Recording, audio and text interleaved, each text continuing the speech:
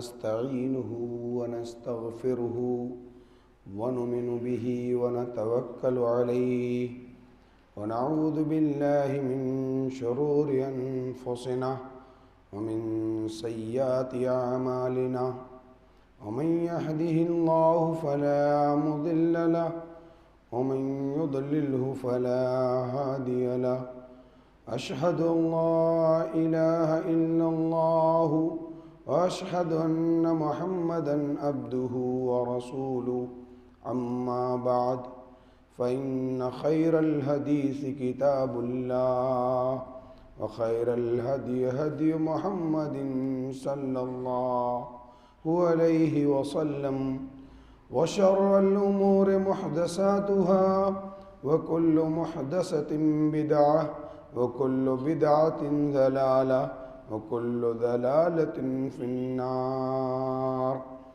قال الله تعالى في القرآن المجيد والفرقان الحميد: أعوذ بالله من الشيطان الرجيم بسم الله الرحمن الرحيم. إن الذين يحبون أن تشيع الفاحشة في الذين آمنوا لهم عذاب أليم في الدنيا والآخرة والله يعلم وأنتم لا تعلمون. وقال في موضع آخر: يا أيها النبي قل لأزواجك وبناتك ونساء المؤمنين يدنين عليهن من جلابيبهن. وقال النبي صلى الله عليه وسلم: المرأة عورة فإذا خرجت المرأة من بيتها استشرفها الشیطان. تمام قسم کی تعریفات و توصیفات اس وحدہ لا شریک خالق کائنات مالک ارض و سما کے لیے لائق و زیبا. لاکھوں کروڑوں درود و سلام ہو اس ہستی اقدس و مقدس پر جس کا نام نامی اسم گرامی جناب محمد رسول اللہ صلی اللہ علیہ وسلم. محترم بزرگوں، نوجوان ساتھیوں اور عزیز بچوں اور میری پردہ نشین ماؤں اور بہنوں، آج میں یہاں آ کر بڑا خوش ہوں کہ الحمدللہ اللہ رب العالمین نے کتاب و سنت پر عمل کرنے والوں کو کہاں کہاں بسا دیا. یہ اللہ کا بے شمار احسان ہے کہ آپ یہاں رہ کر اللہ رب العالمین کے دین پر عمل کر رہے ہیں. اور اللہ رب العالمین کے احسان کے بعد میں اپنے ساتھی مولانا عطاء اللہ صاحب کا شکریہ ادا کروں گا کہ اللہ رب العالمین انہیں جزائے خیر دے کہ انہوں نے مجھے یہاں تک لایا. آج میں جس موضوع کے تحت آپ لوگوں کو کچھ بتلانا چاہتا ہوں، کچھ سمجھانا چاہتا ہوں، وہ موضوع عورتوں سے تعلق رکھتا ہے. بظاہر خطاب عورتوں سے ہے، لیکن وہ پورا خطاب آپ لوگوں سے تعلق رکھتا ہے، کیونکہ یہ جو عورتیں ہیں یہ کہیں نہ کہیں آپ کی بیٹیاں ہیں، کہیں بہن ہیں، کہیں بیویاں ہیں، کہیں مائیں ہیں. میں اپنی تقریر کو شروع کرنے سے پہلے، اپنے موضوع پہ آنے سے پہلے میں آپ لوگوں سے کچھ باتیں کرنا چاہوں گا، کچھ آپ لوگوں کو بتلانا چاہوں گا.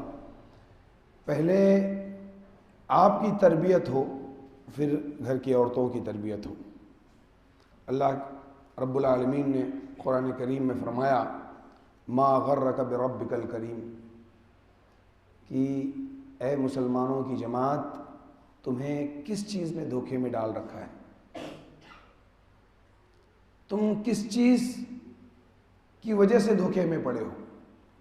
تمہارے پاس مال زیادہ ہے اس لیے دھوکے میں ہو کہ ہمارا کچھ نہیں ہو سکتا ہے، پوری دنیا ہمارے سامنے زیر ہے؟ تو سنو، تم سے پہلے اللہ رب العالمین نے ایسے لوگوں کو پیدا کیا ہے جن کے خزانوں کی چابیاں اونٹوں پر لا دی جاتی تھی. خزانے نہیں لاتے جاتے تھے، خزانے کی چابیاں لا دی جاتی تھی. اتنا پیسہ اللہ رب العالمین نے دے رکھا. اگر اللہ رب العالمین کو تمہیں اس روئے زمین پر برائی کرنے کے لیے پیدا کرنا ہوتا تو تمہاری کوئی ضرورت نہیں تھی اللہ رب العالمین کو. تم سے پہلے قوم لوط موجود تھی جس نے ایسا گناہ کیا کہ اس سے پہلے وہ گناہ کسی نے کیا نہیں. اگر اللہ رب العالمین کو آپ لوگوں کو اس لیے پیدا کرنا ہوتا کہ آپ عظیم الشان محل بناؤ تو آپ کی کیا ضرورت تھی اللہ رب العالمین کو. اللہ رب العالمین نے قوم عاد کو پہلے پیدا کر دیا تھا. پہاڑوں میں اپنا گھر بناتے تھے، پہاڑوں کی چوٹیوں پہ جا کر اپنا گھر بنا لیتے تھے. اگر اللہ رب العالمین نے آپ کو صرف کھانے کے لیے پیدا کرنا ہوتا اللہ رب العالمین کو تو آپ کی کیا ضرورت تھی. اللہ رب العالمین نے ہاتھی کو پیدا کیا تھا جو آپ سے زیادہ کھاتی. پھر آپ کی پیدائش کا مقصد کیا ہے؟ اللہ رب العالمین نے آپ کو کیوں پیدا کیا؟ کس چیز نے آپ کو دھوکے میں ڈال رکھا ہے؟ تو اے مسلمانوں کی جماعت، یہ سنو کہ تمہارا رب یہ پورے روئے زمین کا رب ہے، یہ آسمانوں کا رب ہے، یہ سمندروں کا رب ہے، یہ ہواؤں کا رب ہے، یہ ہر ذرے ذرے کا رب ہے. اس لیے اسے رب مانو. اس کی ربوبیت میں، اس کی الوہیت میں، اس کے اسماء و صفات میں کسی چیز کو شریک نہ کرو، اور اس نے جو حکم تمہیں دے رکھا ہے اس پر عمل کرو. اللہ رب العالمین نے کہا الذین یقیمون الصلاۃ ومما رزقناہم ينفقون اولئک هم المؤمنون حقا، کہ وہ لوگ جو نمازوں کو قائم کرتے ہیں اور اللہ رب العالمین نے جو رزق انہیں دے رکھا ہے اسے اللہ کی راہ میں خرچ کرتے ہیں، صحیح معنوں میں یہی مومن ہیں، یہی مومنوں کا حق ادا کر رہے ہیں. دو چیزیں، اللہ رب العالمین پر یقین رکھنے کے بعد، اپنے عقیدے کو درست کرنے کے بعد، میں نے جتنا علم حاصل کیا اور جتنی پڑھائی کی ہے مجھے یہ بات سمجھ میں آتی ہے کہ جو شخص 5 وقت نماز ادا کرے اور اللہ رب العالمین کے راستے میں اپنے مال کو خرچ کرتا رہے انشاءاللہ اس کا بیڑا پار ہے. لیکن دوسری طرف پلٹو کہ جو لوگ نمازیں نہیں پڑھتے اس کے بارے میں کائنات کے امام نے کیا کہا؟ من ترک الصلاۃ متعمدا فقد کفر. جس نے جان بوجھ کر نماز چھوڑ دی اس نے کافروں والا عمل کیا. جو بے نمازی ہے وہ یہ بات سن لے کہ وہ مومن نہیں ہو سکتا، کیونکہ میرے محبوب نے کہا ہے کہ جس کو 5 وقت نماز ادا کرتے ہوئے دیکھو اس کے مومن ہونے کی گواہی دے دو. جو 5 وقت کی نماز ادا نہیں کرتا وہ مومن نہیں ہو سکتا. تو اگر وہ مومن نہیں ہے تو کیا ہے؟ کائنات کے امام نے کہا کہ وہ کافر ہے، وہ مشرک ہے، کیونکہ ایک بندے کے درمیان اور شرک اور کفر کے درمیان اگر کوئی چیز حد فاصل ہے تو نماز کا چھوڑ دینا. جو شخص نماز کو چھوڑ دیتا ہے وہ مشرک ہے. ہم زنا کرنے والے کو زانی کہتے ہیں نا، ہم شراب پینے والے کو شرابی کہتے ہیں نا، تو بے نمازی کو مشرک کیوں نہیں کہتے؟ بے نمازی مشرک ہے. ائمہ نے لکھا کہ جو نماز نہیں پڑھتا اسے قتل کر دیا جائے، جو بے نمازی ہے اسے قید میں ڈال دیا جائے جب تک وہ نماز نہ پڑھنے لگے. جو بے نمازی ہے اس کی نماز جنازہ نہ پڑھی جائے، اسے نہلایا نہ جائے، اسے کفنایا نہ جائے، اسے مسلمانوں کے قبرستان میں دفنایا نہ جائے، اسے کہیں بھی لے جا کر کسی بھی گڑھے میں پاٹ دیا جائے. بڑا عظیم گناہ ہے مسلمانوں نماز کا چھوڑ دینا. اور جب تک تم اللہ رب العالمین کی اس کتاب کو جسے قرآن حکیم کہا جاتا ہے جب تک تم اسے پڑھو گے نہیں، سمجھو گے نہیں، دنیا میں ذلت و رسوائی تمہارا مقدر بنی رہے گی. تم جانتے ہو نا اصحاب صفہ کے لوگ بڑے غریب تھے، محتاج تھے، کلاش تھے، ان کے پاس کچھ نہیں تھا. انہوں نے وہاں بیٹھ کر صفہ میں قرآن کے علم کو حاصل کیا، اور جب وہاں سے نکلے تو پوری دنیا کے رہبر بن گئے. جب وہ کشور کچائی پر آئے تو کم سامانی کے باوجود، بے سر و سامانی کی حالت میں، قیصر و روم کے تخت و تاج کو ہلا دیا، ان کے پیروں تلے کی زمینیں چھین لی. وہ جو مکہ کے چرواہے تھے، جو مکہ کے بدو تھے، جب وہ انہوں نے اس علم کو حاصل کیا، جب قرآن کو اپنے ہاتھوں میں لیا، اس کو پڑھا اور اس کو سیکھا، تو پوری دنیا کے حکمراں ہو گئے. 2/3 دنیا پر تم نے حکمرانی کی. لیکن جب تم نے اس کتاب کو چھوڑ دیا، جب تم نے اس کو طاقوں میں سجا دیا، جب تم صرف اپنے جھگڑوں کے بیچ میں قسم کھانے کے لیے اس کتاب کو لانے لگے، تو اللہ رب العالمین نے تمہیں ذلیل اور خوار کہہ دیا. وہ قوم جس کی طرف دنیا کی کوئی قوم نگاہ نہیں اٹھا پاتی تھی مارے ڈر کے، وہ قوم جس کا یہ عالم تھا کہ جب وہ راستوں سے گزرتی تھی تو دوسرے قومیں نظریں جھکا دیا کرتی تھی، وہ قوم کہ جس کے پاس بڑے بڑے عیسائی، یہودی اور نصارہ بادشاہ اپنا جزیہ لے کر پہنچتے تھے، سر جھکائے جزیہ اور ٹیکس ادا کرتے تھے، اس قوم کو اس صفحے ہستی سے مٹانے کی سازش کی جا رہی. جانتے ہو کیوں؟ کیونکہ تم نے اپنا تعلق قرآن سے توڑ دیا. اور میرے محبوب نے کیا کہا جانتے ہو؟ کہ ان اللہ یرفع بہذا الکتاب اقواما، کہ اللہ رب العالمین نے اس کتاب کے ذریعے بہت ساری قوموں کو عروج بخشا ہے، وَيَزْعُ بِهِ آخرین، اور بہت ساری قوموں کو ذلیل و رسوا کیا ہے. اس لیے قرآن کو پڑھتے رہو، قرآن کو سمجھتے رہو. جب تم قرآن پڑھو گے تو تم نمازیں پڑھو گے، جب تم قرآن پڑھو گے تو تم کسی کو برا بھلا نہیں کہو گے، جب تم قرآن پڑھو گے تو تمہاری نگاہیں نیچے رہیں گی، جب تم قرآن پڑھو گے تو دوسروں کی بہن بیٹیاں تمہاری نگاہوں سے محفوظ رہیں گی، جب تم قرآن پڑھو گے تو تمہارا دل مضبوط ہوگا، جب تم اللہ کا ذکر کرو گے تمہارے دل پر اطمینان نازل ہوگا، سکون نازل ہوگا، اور اللہ رب العالمین وہ جگر عطا کرے گا کہ جب کسی کی طرف آنکھ اٹھا کر دیکھو گے تو اس کے دل میں کپ کپی طاری ہو جائے گی، وہ حیران ہو جائے گا. مسلمانوں کو دیکھ کر کتنی قوموں نے اسلام قبول کیا ہے، ان کے اطوار کو دیکھ کر، ان کے طریقوں کو دیکھ کر، ان کے رہنے سہنے کے انداز کو دیکھ کر بہت ساری قوموں نے اسلام قبول کیا ہے. آپ یوٹیوب پہ سرچ کرو کہ جو ابھی یہودی اور عیسائی اسلام قبول کر رہے ہیں یہ کیوں کر رہے ہیں. آپ اگر 10 لوگوں کو ڈھونڈو گے تو اس میں سے 9 یہ کہتے ہوئے ملیں گے کہ جب ہم نے مسلمانوں کو دیکھا تو ہمیں ایسا لگا کہ یہ دہشت گرد ہیں، ان کے دین کو کیا دیکھنا. لیکن جب ہم نے قرآن کو اٹھا کر دیکھا تو دل موم کی طرح پگھلنے لگا اور اس پر یقین بڑھنے لگا.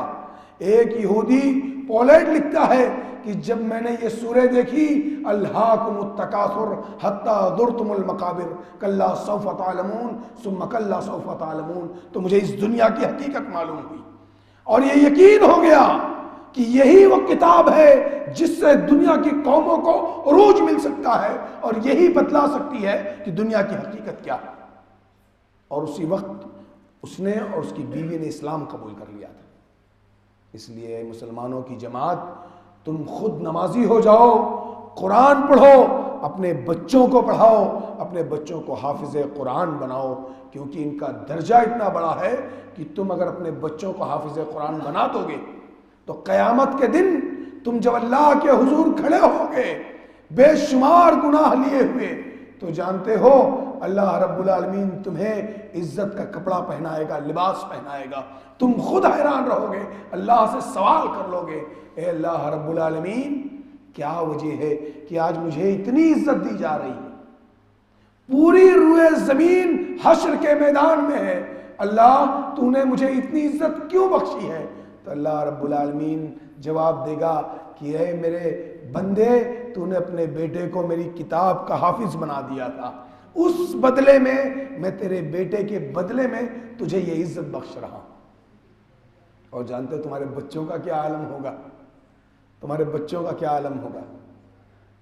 میرے محبوب نے کہا، تاجدار مدینہ نے کہا، اقرؤ وارتق، پڑھتا جا اور چڑھتا جا، پڑھتا جا اور چڑھتا جا، ورتل کما کنت ترتل فی الدنیا، جیسے دنیا میں تو قرآن کو پڑھتا تھا ٹھہر ٹھہر کر، ایسے پڑھ اور جنت الفردوس کی سیڑھیاں چڑھتا جا، اور جہاں تیری آخری آیت ہوگی وہ تیرا آخری منزل، تیری وہ آخری منزل ہوگی۔ سوچو 30 پارہ تمہارا بیٹا پڑھے گا تو جنت الفردوس کی کس مقام پر چلا جائے گا؟ الف لام میم سے شروع کیا اس نے اور وہ ناس پر ختم کیا، کتنی آیتیں۔ اس لیے اپنے بچوں کو حافظ قرآن بناؤ۔ میں ہر جگہ یہ بات کہتا ہوں کہ تم اپنے بچوں کو ڈاکٹر بناؤ، انجینئر بناؤ، IAS IPS آفیسر بناؤ، جج بناؤ، وکیل بناؤ، یہ ضروری ہے، یہ ضروری ہے، کیونکہ پوری دنیا کو اگر فوج کا نظام کسی نے دیا تو ہم نے دیا، یہ مذہب اسلام کی دین ہے۔ ہمارے پاس بے شمار سائنسداں تھے، ہمارے پاس بے شمار پڑھے لکھے لوگ تھے، لیکن آج ہم نے اپنے بچوں کو پڑھانا چھوڑ دیا۔ تعلیم پر زیادہ دھیان دو، تم ایک وقت کھانا کھاؤ، ایک وقت بھوکے رہو، لیکن اپنے بچوں کو پڑھاؤ، کیونکہ جب تمہارے بچے پڑھ کر آ جائیں گے، جب تمہارے بچے قابل بن جائیں گے، جب تمہارا بچہ IAS IPS آفیسر بن کر اس کرسی پر جا کر بیٹھے گا تو دنیا کے لوگ یہ نہیں پوچھیں گے کہ تم نے کتنے وقت کا کھانا کھایا تھا، یہ کہیں گے اس باپ نے اپنا سب کچھ لگا دیا اپنے بیٹے کو IAS آفیسر بنانے کے لیے۔ ایک وقت کا کھانا کھاؤ، اپنے بچے کی تعلیم پر دھیان دو۔ مسلمانوں، یہ وقت ہے تم اپنی اولادوں کو سدھار لے جاؤ، اپنے بچوں کی اچھی تربیت کر لو، ورنہ جو دور آ رہا ہے وہ دور ایسا ہے کہ تمہارے بچوں کو غلام بنا لیا جائے گا اور تمہیں پتہ بھی نہیں چلے گا، تمہارے بچے ذہنی غلام ہو جائیں گے۔ لیکن اللہ رب العالمین کی کتاب جو ہمارے لیے رحمت ہے، اگر ہم اپنے بچوں کو یہ حفظ کرا دیں، اس کے بعد اپنے بچوں کو بڑی بڑی تعلیم کے لیے بھیجیں، بڑی بڑی تعلیم دلائیں اپنے بچوں کو، کوئی مسئلہ نہیں، لیکن اپنے بچوں کو بچپن سے ان کی تربیت بڑی اچھی کریں۔ مجھے بتلاؤ، میں اپنے موضوع کی طرف آ رہا ہوں، مجھے بتلاؤ کہ آج کتنے بچے ایسے پیدا ہوتے ہیں جو امام بخاری بن سکتے ہیں، جو امام مسلم بن سکتے ہیں؟ مجھے بتلاؤ کہ کتنے بچے ایسے ہیں جو علامہ ابن تیمیہ بن سکتے ہیں؟ کہاں چلے گئے؟ ہمارے ہی بچے تو تھے جنہوں نے 17 سال کی عمر میں ہندوستان آ کر مسلمانوں کے لیے جنگیں لڑی ہیں، ہمارے بچے ہی تو تھے جن کو 21 سال کی عمر میں کائنات کے امام نے سپہ سالار بنا دیا تھا، ہمارے ہی بچے تو تھے جنہوں نے چھوٹی سی عمر میں دین کی سمجھ کو حاصل کر لیا تھا۔ آخر کیا وجہ کہ آج ہمارے بچوں میں وہ ہنر نہیں ہے، وہ علم نہیں؟ جانتے ہو کیا ہے؟ کیونکہ ہمارا خلوص ختم ہو گیا ہے، ہم نے اللہ رب العالمین کے حضور رونا چھوڑ دیا ہے، ہم نے تہجد جو ہمارا ایک بڑا ہتھیار تھا ہم نے اسے چھوڑ دیا، اور بڑی خرابیاں ہماری ماں اور بہنوں میں آئی۔ میں اپنی ماں اور بہنوں کی طرف آؤں کہ مذہب اسلام کے اس روئے زمین پر آنے سے پہلے ان کا عالم یہ تھا کہ دنیا کی تمام قومیں انہیں صرف سامان تجارت سمجھا کرتی تھی۔ ایرانی کہتے تھے یہ خبیث جرثومہ ہے، کس کے بارے میں کہتے تھے؟ عورتوں کے بارے میں، یہ خبیث جرثومہ ہے، اس کے ہونٹوں کو سی دیا جائے، اسے بولنے کی اجازت نہیں ہے۔ جب اس کے ماہواری کا وقت آتا تھا تو اسے ایک کمرے میں بند کر دیا جاتا تھا، کچن میں آنے کی اجازت نہیں تھی، کسی سے ملنے جلنے کی اجازت نہیں تھی۔ جب کسی کے گھر بچی پیدا ہوتی تو اپنی بچی کو زندہ درگور کر دیتا تھا۔ ایک صحابی کائنات کے امام جناب محمد رسول اللہ صلی اللہ علیہ وسلم کے پاس آتے ہیں، کہتے ہیں میرے محبوب، میری ایک بیٹی تھی 3-4 سال کی، جب میں اسے بلاتا تھا دوڑ کر میرے پاس آتی تھی، میرے سینے سے لگ جاتی تھی۔ میری غیرت ایسے جاگی دور جاہلیت میں کہ میں اپنی بیٹی کو لے کر گیا، ایک کنویں کے پاس پہنچا اور اس کنویں میں اس کو ڈھکیل دیا، اور اس کی زبان سے جو آخری الفاظ نکل رہے تھے وہ یہ الفاظ تھے، یا ابا یا ابا، اے میرے ابا جان، اے میرے ابا جان۔ کائنات کے امام رونے لگے۔ ایک صحابی نے کہا کہ تو نے کائنات کے امام کو رلا دیا، تو نے میرے محبوب کو رلا دیا۔ اللہ کے رسول نے اسے اشارہ کیا، رک جاؤ، اسے پچھتاوا ہے اپنی بات پر۔ کہا پھر سے بیان کرو۔ کہا میرے محبوب، میں اپنی بیٹی کو لے کر گیا، وہ بیٹی مجھ سے محبت کرتی تھی، میرے سینے سے دوڑ کر چمٹ جایا کرتی تھی، میں اسے لے کر گیا، دنیا کی آڑ کی وجہ سے میں اسے کنویں میں ڈھکیل دیا، اور جو اس کی زبان سے آخری الفاظ نکلے وہ یہی تھے، یا ابا یا ابا، اے میرے ابا جان، اے میرے ابا جان۔ ایک دوسرے صحابی بیان کرتے ہیں کہ میں اپنی بیٹی کو لے کر گیا، چھوٹی سی بیٹی تھی، کھڈا کھود رہا تھا، ہوا چلتی، دھول اڑ کر میرے چہرے پر آ جاتی، میرے کپڑوں پر آ جاتی، میری بیٹی اسے صاف کرتی تھی، میری بیٹی اسے جھڑکتی تھی، میرے چہرے سے دھول کو ہٹاتی تھی۔ جب میں اس کو وہ گڑھا کھود لیا تو اپنی بیٹی کو اس میں دبا کر اوپر سے مٹی ڈال دیا۔ کیا عالم تھا عورتوں کا، مجھے بتاؤ۔ لیکن جب مذہب اسلام آیا، جب اس روئے زمین پر کائنات کا امام آیا، جب عرش سے جب روح الامین اللہ کا پیغام لے کر آیا، تو اللہ رب العالمین نے پوری دنیا کی عورتوں کو جو عزت بخشی، جو مرتبہ دیا، وہ سننے کے قابل ہے۔ اللہ رب العالمین نے عرش سے حضرت خدیجہ رضی اللہ تعالیٰ عنہا کو سلام بھیج کر پوری دنیا کو یہ بتلا دیا کہ عورتوں کا مقام و مرتبہ کیا ہے۔ عرش سے سلام آیا تھا۔ حضرت فاطمہ رضی اللہ تعالی عنہ کو جنت کی عورتوں کی سردار بنا کر اللہ رب العالمین نے دنیا کی تمام بیٹیوں کا رتبہ بلند کر دیا۔ حضرت صفیہ رضی اللہ تعالی عنہ کو پھوپھی بنا کر پوری دنیا کے مردوں کو یہ بتلایا کہ تم اپنی پھوپھیوں کی، اپنی خالاؤں کی، اپنی چاچیوں کی عزت کیسے کرو گے۔ دائی حلیمہ کو رضائی ماں بنا کر خود کائنات کے امام نے جو عزت ان کی وہ عزت کائنات کے رب نے کروا کر دنیا کے لوگوں کو یہ دکھلایا کہ جب تمہاری مائیں آئیں تو اپنی اوڑھی ہوئی چادر کو بھی اپنے بدن سے ہٹا کر زمین پر بچھا دو، تاکہ وہ عزت و مقام ہو تمہاری ماں کا۔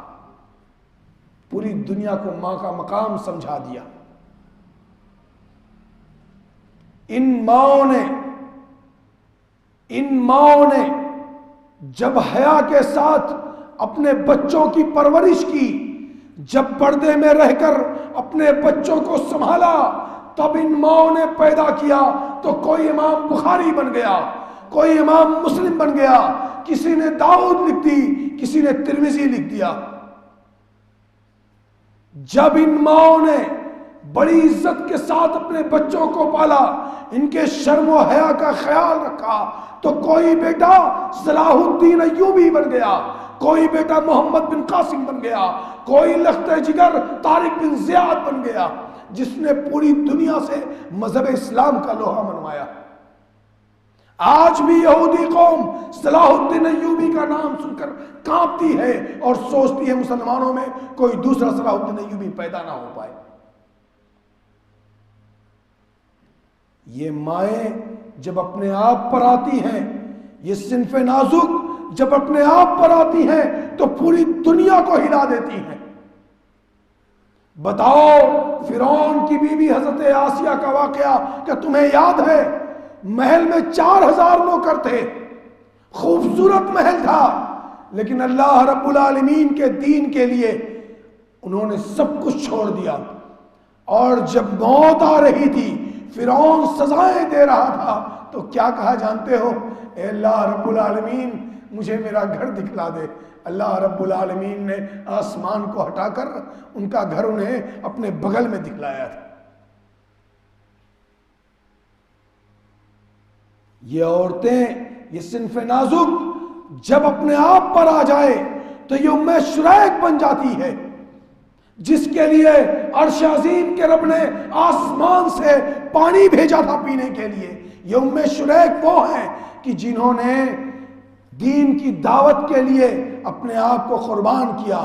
وہ دعوت دین دے رہی تھی، لوگوں کو مذہب اسلام بتلا رہی تھی کہ ان کے گھر والوں نے، ان کے رشتہ داروں نے ان کو پکڑ لیا اور باندھ دیا اور زد و کوب کرنے لگے، انہیں مارنے پیٹنے لگے، برا بھلا کہنے لگے، پیاس لگنے لگی، پیاس کی شدت اتنی بڑھ گئی کہ وہ تڑپنے لگی۔ گھر والوں نے، رشتہ داروں نے ایک مشکیزہ لا کر سامنے رکھ دیا، ہاتھ بندھا ہوا تھا، مشکیزہ سامنے تھا، کیا کرتی؟ پیاس کی شدت بہت زیادہ تھی۔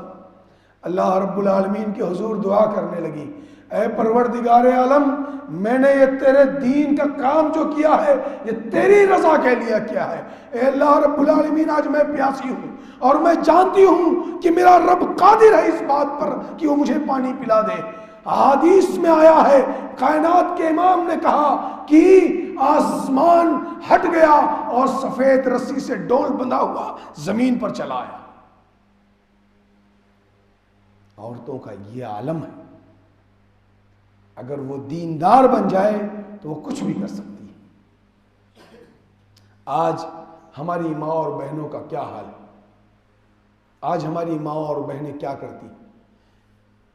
جب سورہ نور کی وہ آیت نازل ہوئی جس میں کائنات کے امام تاجدار مدینہ کو یہ حکم دیا گیا کہ تم اپنی بیویوں کو، اپنی بیٹیوں کو، مسلمان کی عورتوں کو یہ کہہ دو کہ وہ آج سے پردہ کریں گی۔ ایک صحابی بیان کرتے ہیں، میرا گزر مدینہ کی گلیوں سے ہوا، میں نے دیکھا تو مدینہ کی گلیاں روشن تھیں، میں حیران ہو گیا، کیا بات ہے کہ آج مدینہ کی گلیاں روشن ہیں؟ میں نے پوچھا کہ کیا بات ہے کہ مدینہ کی گلیاں آج روشن ہیں؟ تو ایک عورت نے جواب دیا کہ سنو، آج پردے کا حکم نازل ہوا ہے اور ہم یہ چاہتی ہیں کہ ہم اللہ کے فرمان پر پہلے عمل کر لیں اور سورج ہمارا چہرہ بعد میں دیکھے۔ یہ طریقہ تھا عمل کرنے کا۔ آج ہماری عورتوں کا پردہ کیسا ہے؟ ہمارے گھر میں دودھ والا آیا، عورتیں دروازے کے باہر آ جاتی ہیں، کپڑے والا آیا، عورتیں دروازے کے باہر آ جاتی ہیں، کچھ سامان خریدنا ہوا، اکیلے مارکیٹ چلی گئی، اور انہوں نے برقع بھی لگا رکھا تو کیسا جانتے ہو؟ طرح طرح کا اس پہ ڈیزائن کی ہوئی ہے، اس پہ نقش و نگار کیے ہوئے ہیں۔ ایسا پردہ ہے کہ وہ پردہ زیب و زینت کو نہیں چھپاتا ہے، بلکہ اس کو چھپانے کے لیے ایک پردے کی ضرورت ہے۔ اور اے عورتوں کی جماعت، تم سن لو کہ میں کائنات کے امام کا وارث ہونے کی حیثیت سے تمہیں یہ بات کہتا ہوں کہ تم میں جن کے بھی پردے ایسے ہیں جس پہ نقش و نگار بنے ہوئے ہیں، خدا کی قسم ایسے پردوں کو جلا دو، ورنہ قیامت کے دن اللہ کے حضور جواب نہیں دے پاؤ گی، کسی کو وہ پردہ دینا بھی نہیں۔ آج کی عورتوں کا عالم یہ ہے کہ پردہ، برقع جو ان کا ہے کالا ہوتا ہے تو دوپٹہ لال ہوتا ہے، ان کی آنکھیں کھلی ہوئی ہوتی ہیں، ایسے کہ عورت اگر بدصورت ہے تو بھی خوبصورت لگے گی۔ کسی نے ایک محدث سے پوچھا کہ اس آیت کا مطلب کیا ہے جس آیت میں پردے کا حکم ہے؟ تو انہوں نے ایک چادر کو لیا، اپنے سر پہ ڈال کر اور ایسے اپنے بدن کو ڈھانک کر ایک ہاتھ اپنی آنکھ پر رکھ لیا، اور چادر آگے کی طرف بڑھی ہوئی تھی، صرف بائیں آنکھ کھلی تھی تاکہ عورت راستہ دیکھ لے۔ کہا اس آیت کا مطلب یہ ہے کہ پوری طریقے سے اپنے آپ کو ڈھانپ لے۔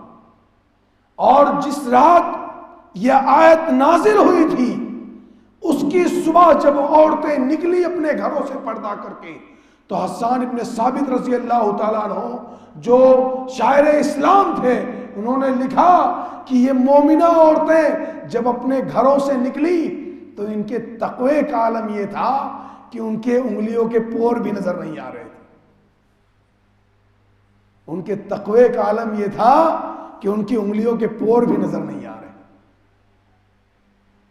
ام خلاد رضی اللہ تعالی عنہ، اے عورتوں کی جماعت سنو، حضرت ام خلاد رضی اللہ تعالی عنہ جنگ کے میدان میں، عین جنگ کے وقت جب جنگ اپنے عروج پر تھی، وہ پردہ کر کے سنتی ہیں کہ میرا بیٹا شہید ہو گیا، پردہ کرتی ہیں اور میدان جنگ میں پہنچ جاتی ہیں اور سوال کرتی ہیں کسی سے کہ بتاؤ میرا بیٹا کہاں ہے جو شہید ہو گیا. تو وہ جواب دیتے ہیں کہ اے مذہب اسلام کی عورت، تو جنگ کے میدان میں آئی ہے اور اتنے پردے کے حالت میں، پردے کا یہ عالم کہ اس کے بدن کا کوئی حصہ ظاہر نہیں ہو رہا. تو کیا جواب دیا انہوں نے جانتے ہو؟ کہ سنو، میرا بیٹا شہید ہوا ہے، میری حیا ابھی باقی ہے. میرا بیٹا شہید ہوا ہے، میری حیا ابھی باقی ہے. حیا کا یہ عالم تھا کہ کبھی کوئی ہماری ماں اور بہنوں کو دیکھ نہیں پاتا تھا. اور سنو میری ماں اور بہنوں، حیران ہو جاؤ، میں جس کی بات کرنے جا رہا ہوں وہ جنتی عورتوں کی سردار ہے. پہلی فضیلت، وہ جنتی عورتوں کی سردار ہے جس کے بیٹے جنتی جوانوں کے سردار ہیں، جس کا شوہر شیر خدا ہے، جس کا باپ امام الانبیاء. میں سیدہ فاطمہ کی بات کر رہا ہوں کہ وہ اپنے ہاتھ سے چکی چلاتی تھی، اپنے ہاتھ سے اپنے شوہر کے لیے کھانا بناتی تھی، اپنے ہاتھ سے اپنے بچوں کی تربیت کرتی تھی، خود جا کر پانی بھر کر لاتی تھی. جاؤ پڑھو تمام حدیثوں کو، کوئی ایک حدیث دکھلا دو، چاہے وہ جھوٹی ہی صحیح ہو، من گھڑت حدیث ہی ہو، جس میں کوئی کہتا ہوا یہ نظر آ جائے کہ ہم نے سیدہ فاطمہ کو بے پردہ دیکھا ہو. کوئی ایک جھوٹی حدیث دکھلا دو، خدا کی قسم میں یہ کہوں گا کہ تم بے پردہ ہو کر بازاروں میں نکل جاؤ. جس کا عالم یہ ہے کہ وہ خود جنتی عورتوں کی سردار ہے، جن کے بیٹے جنتی جوانوں کے سردار، جن کا شوہر شیر خدا ہے، جس کا باپ امام الانبیاء. اس نے اپنی زندگی میں کبھی بے پردگی نہیں کی. اپنی موت کے وقت اپنے شوہر سے کہا کہ اے میرے شوہر، میری زندگی میں کسی غیر محرم نے میرا بدن نہیں دیکھا، میری پرچھائی نہیں دیکھی. جب میرا جنازہ لے جانا تو رات کے اندھیرے میں لے جانا تاکہ کسی غیر محرم کی نگاہ میرے جنازے پر بھی نہ پڑے. پردے کا یہ عالم. اے عورتوں کی جماعت سنو، تمہیں مخاطب کرتے ہوئے کائنات کے امام نے کہا یا معاشر النساء، اے عورتوں کی جماعت تم زیادہ صدقہ کرو کیونکہ میں نے تمہیں جہنم میں زیادہ دیکھا. میں نے تمہیں جہنم میں زیادہ دیکھا ہے. ایک عورت جو خطیبہ تھی کھڑی ہو گئی، کہا اللہ کے رسول، ہم عورتیں ہی جہنم میں زیادہ کیوں ہوں گی، مرد جہنم میں زیادہ کیوں نہیں ہوں گی؟ سوال تو صحیح تھا نا، ہم عورتیں ہی جہنم میں زیادہ کیوں ہوں گی، مرد جہنم میں زیادہ کیوں نہیں ہوں گے؟ تو میرے نبی نے جو جواب دیا تھا، آج کی عورتیں وہ بغور سنیں کہ تم لان تان زیادہ کرتی ہو. حدیث کے الفاظ ہیں تکثرن اللعنہ و تکفرن العشیرہ.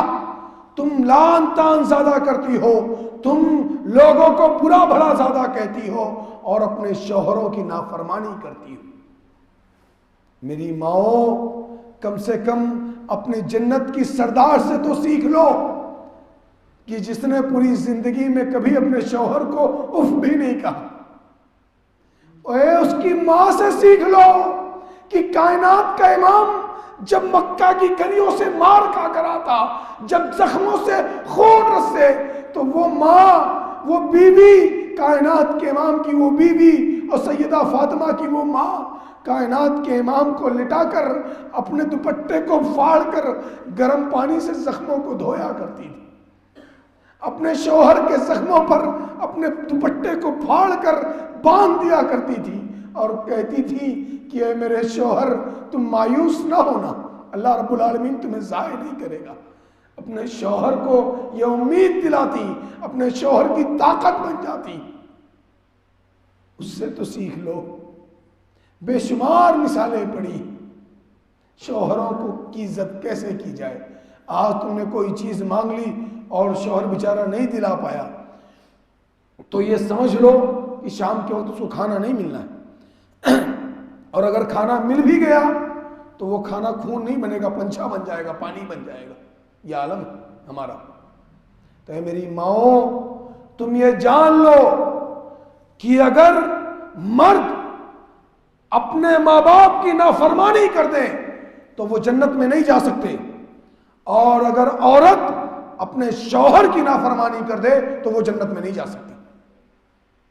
اس لیے اے مردوں کی جماعت، اگر تمہارے ماں باپ بوڑھے ہو گئے، تمہارے ماں باپ میں سے کوئی زندہ ہے، تو اللہ کے لیے ان کی خدمت کرو، ان کی موت اس عالم میں آئے کہ وہ تم سے خوش ہوں۔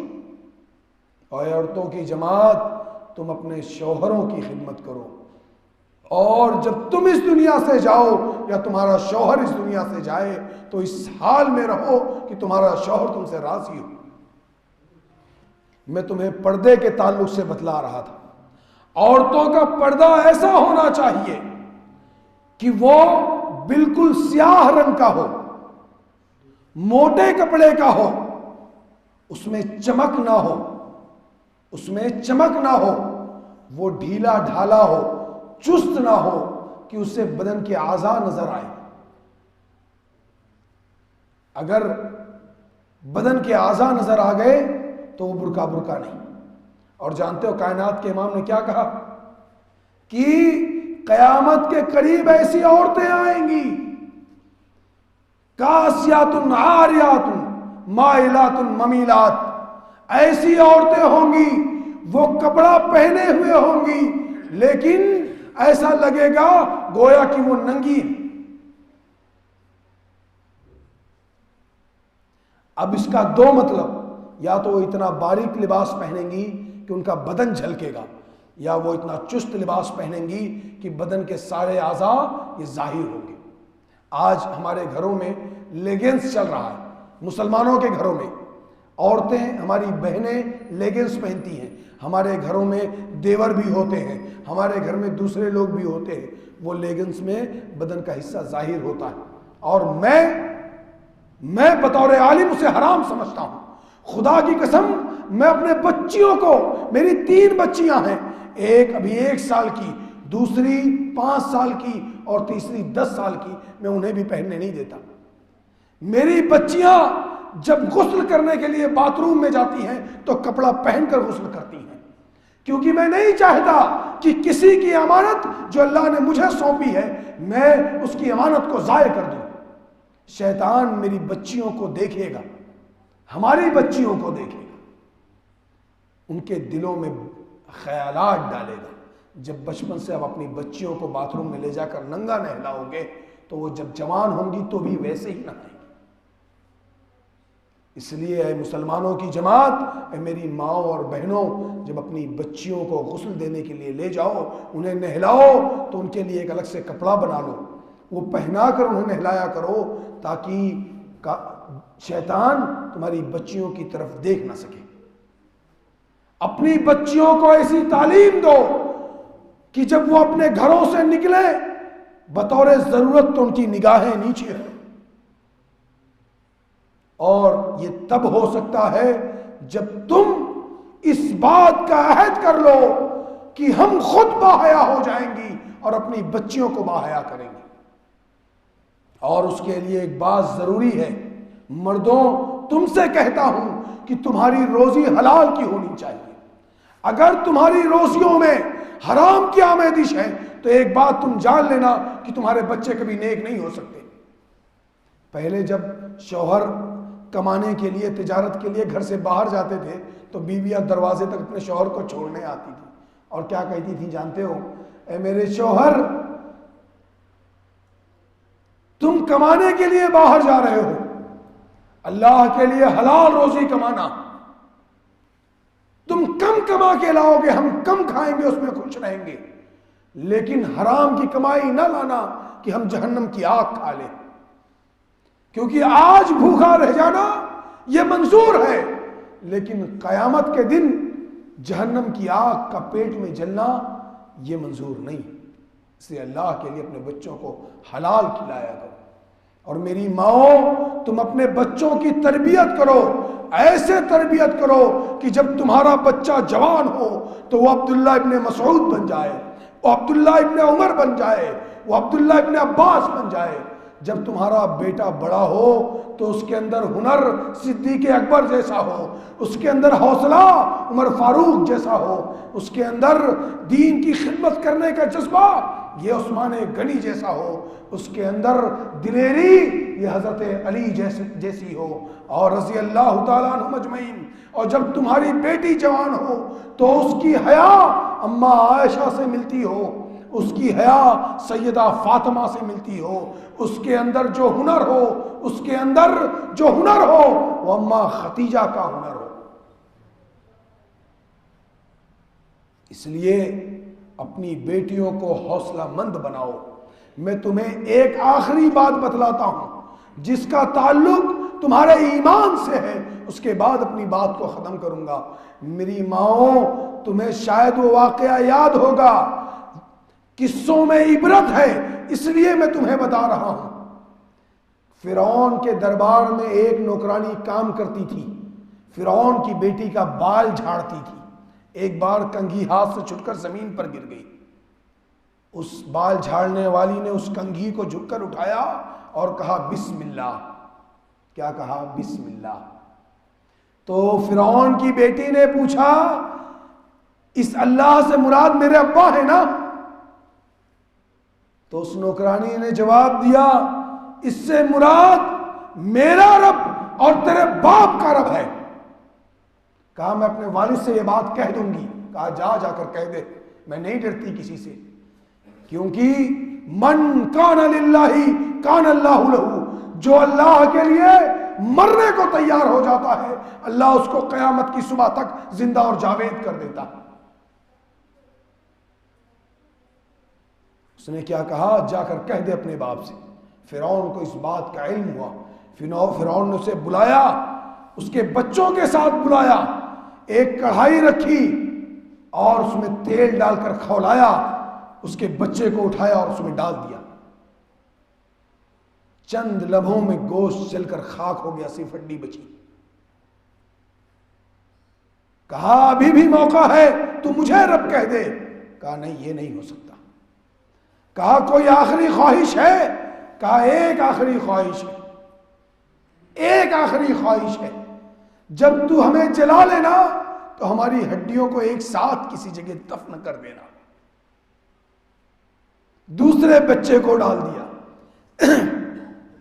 گود میں ایک بچہ تھا، اس کے ڈالنے کی باری آئی تو ماں ہچکچانے لگی۔ ماں تھی نا، اپنے بچوں سے محبت ہوتی، شیر خوار بچہ، کس ماں کو اپنے بچے سے محبت نہیں ہوتی؟ کون سی ماں اپنے بچے کو جلتے ہوئے تیل میں ڈال سکتی؟ جب ماں ہچکچائی تو اللہ رب العالمین نے اس بچے کو قوت گویائی دے دی۔ اس بچے نے کہا میری ماں اس جلتے ہوئے تیل کو دیکھ کر کیوں گھبرا رہی ہے؟ یہ قیامت کی آگ سے بڑی ہلکی ہے۔ بچے کی اس آواز کا نکلنا تھا کہ ماں اپنے گود میں لیے ہوئے بچے کو لے کر اس تیل میں کود جاتی۔ میرے محبوب نے کہا میں نے معراج میں ان ہڈیوں کی خوشبو پائی، وہ مشک کی طرح مہک رہی تھی۔ میری ماں، جب بات تمہارے ایمان پہ آ جائے تو کبھی اس کا سودا نہ کرنا، کبھی اس کا سودا نہ کرنا۔ ایک ہی جان ہے نا، ایک ہی بار لی جائے گی، لیکن یہ جان اگر اللہ کے لیے دے دیے تو اللہ رب العالمین قیامت تک تمہیں زندہ کر دے گا۔ بتاؤ فرعون کا دور کب تھا؟ آج ذکر ہم کس کا کر رہے ہیں؟ اور میں علامہ احسان الہی ظہیر رحمہ اللہ علیہ کی، اللہ ان کی قبر کو نور سے بھر دے، جب ان کی باتیں کرتا ہوں، ان کی باتیں سنتا ہوں تو دل تڑپ اٹھتا ہے۔ انہوں نے کہا تھا یہ بات کہ جب انسان اللہ کے لیے مرنے کو تیار ہو جاتا ہے تو اللہ ایسے بندوں کو زندہ اور جاوید کر دیتا ہے۔ موت ہو کر کئی سال گزر گئے لیکن دنیا آج بھی علامہ کو علامہ کے نام سے ہی یاد کرتی۔ وہ بے باغی آنی چاہیے، اس کے لیے ضروری ہے کہ ہم اپنے بچوں کو حلال روزی دیں، اپنے بچوں کو حلال روزی دیں، اپنی بیوی کو حلال روزی کھلائیں تاکہ اس کے بطن سے جو بچہ پیدا ہو وہ خالد بن ولید بن جائے، اس کے بطن سے جو بچہ پیدا ہو وہ ابو عبیدہ بن جراح بن جائے، اس کے بطن سے جو بچہ پیدا ہو وہ عمر بن خطاب بن جائے رضی اللہ تعالیٰ عنہ اجمعین۔ تو اے میری ماؤں، اللہ کے لیے جب تم یہاں سے جاؤ تو ایسے پردے میں جانا اور ایسا پردہ کرنا آج کے بعد کہ جب ضرورت کے وقت تمہیں اپنے گھر سے نکلنے کی ضرورت پڑے تو پوری دنیا یہ کہے کہ دیکھو یہ مسلمانوں کی عورتیں جا رہی جن کی نگاہیں جھکی ہوئی۔ اے مردوں کی جماعت، اللہ کے لیے تم بھی اپنی نگاہوں کو جھکائے رکھنا، کسی کی ماں بہن بیٹی کی طرف نگاہ اٹھا کر نہ دیکھنا بری نگاہوں سے، اگر تم دیکھو گے تو تمہاری بیٹیوں کو دیکھا جائے گا۔ اور ایک بات جو میرے موضوع سے تعلق نہیں رکھتی، میں وہ بات کہنے جا رہا ہوں، شاید آپ لوگوں کو پسند نہ آئے لیکن میرا فریضہ ہے اس لیے کہہ رہا ہوں، میرا فریضہ ہے اس لیے کہہ رہا ہوں۔ اے مسلمانوں، مسلمان بن جاؤ، مذہب اسلام کے شعار پر چلنے کی کوشش کرو، وضو بنا کر نماز پڑھو اور چہرے پر داڑھی نہ ہو تو اچھا لگے گا۔ چند سال پہلے مجھے بھی داڑھی نہیں تھی، میں عالم ہونے کے بعد بھی داڑھی نہیں رکھتا تھا، شاید اللہ کا دین سمجھ نہیں پایا، لیکن جب اللہ کا دین سمجھ میں آیا تو یہ بہت عزیز ہو گئی۔ خدا کی قسم اس کو نکال دینے کے بعد ہر آدمی خوبصورت لگتا ہے، یہ صحیح ہے، میں جانتا ہوں کہ یہ خوبصورتی کی نشانی، لیکن میرے محبوب نے کہا ہے کہ اسے معاف کر دو، اسے بڑھ جانے دو، عفو اللحیہ، داڑھیوں کو بڑھاؤ۔ تو اے مسلمانوں، میں تم سے عاجزانہ اپیل کر رہا ہوں، تم سے یہ کہتا ہوں کہ تم داڑھیوں کو بڑھ جانے دو، کہ جب تم قبروں میں جاؤ گے، جب تمہیں لٹایا جائے گا، جب تمہارے پاس منکر نکیر آئیں گے، جب تمہیں اٹھائیں گے تو کیا چہرہ لے کر اٹھو گے؟ جب قیامت کے دن اپنی قبروں سے اٹھ کر اپنے رب کے پاس جاؤ گے تو کیسا چہرہ لے کر جاؤ گے؟ ایسے یہودیوں جیسا چہرہ، عیسائیوں جیسا چہرہ؟ اے مسلمانوں، اللہ کے لیے اپنے چہرے کو مومنوں کے جیسا بنا لو، اپنی نمازوں کا خیال رکھو۔ اے اللہ رب العالمین، اے پروردگار عالم، تیرے دربار میں بیٹھے ہیں اور تجھ سے دعا کرتے ہیں، اے پروردگار عالم، ہمارے یہ بزرگ جو بیٹھے ہوئے ہیں نمازی پرہیزگار ہیں، اے اللہ رب العالمین تو انہیں تہجد گزار بنا دے، اللہ اے رب العالمین تو انہیں نیک بنا دے پروردگار عالم، اللہ ان کی دعاؤں کو قبول کر لے، اللہ اے رب العالمین انہیں مستجاب الدعوات بنا دے، اللہ اے رب العالمین، اے پروردگار ہمارے جوانوں کو نیک کر دے، اللہ اے رب العالمین ہمارے جوان بچوں کو، ہمارے جوان بچیوں کو نیک بنا دے، اللہ ان کی آنکھوں میں حیا پیدا کر دے، اللہ اے رب العالمین ان کی روزیوں کو حلال کر دے، اللہ اے رب العالمین ہمیں یہ توفیق دے کہ ہم اپنے آنے والی نسلوں کی حفاظت کریں، اللہ ان کی ایسی تربیت کریں اے پروردگار عالم کہ جب یہ راستوں پر چلے تو دنیا یہ کہے کہ وہ دیکھو یہ اہل حدیث کا جوان جا رہا۔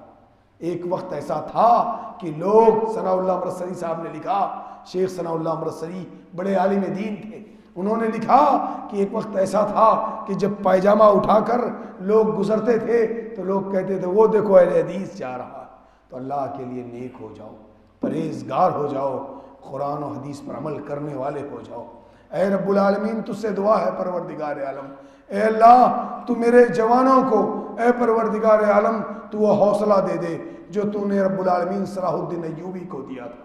اے پروردگار عالم تو میرے ان بچوں کو جو تعلیم حاصل کر رہے ہیں، اے رب العالمین تو انہیں عبداللہ ابن عباس بنا دے، اللہ اے پروردگار عالم تو انہیں عبداللہ ابن عمر بنا دے اللہ۔ اے رب العالمین دین کی محبت کو ان میں اتنا بڑھا دے اللہ کہ حضرت ابو ہریرہ رضی اللہ تعالیٰ عنہ ہو جائیں اللہ۔ اے پروردگار عالم ہم میں کوئی سیاست میں جانا چاہے اللہ تو اسے حضرت امیر معاویہ رضی اللہ تعالیٰ عنہ کی سمجھ عطا کر دے رب العالمین۔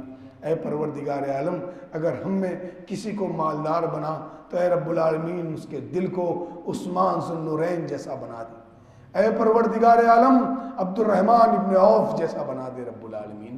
اے پروردگار عالم جب ہم میں کسی کو بادشاہی اور سرداری ملے تو اسے حضرت عمر ابن خطاب بنا دے اللہ رضی اللہ تعالیٰ عنہ اجمعین۔ اے پروردگار عالم میری ماں کو وہ حوصلہ دے دے جو اماں ختیجہ کا حوصلہ تھا اللہ۔ اے پروردگار عالم اے رب العالمین تیری بارگاہ میں بیٹھے ہیں تجھ سے دعا کرتے ہیں اللہ کہ ہماری بچیوں کو سیدہ فاطمہ کی حیا دے دے اللہ۔ اے اللہ ہماری ماؤں کو اماں عائشہ کی حیا دے دے اللہ۔ اے رب العالمین تو انہیں باحیا بنا دے اللہ۔ وآخر دعوانا ان الحمدللہ رب العالمین۔ السلام علیکم ورحمۃ اللہ۔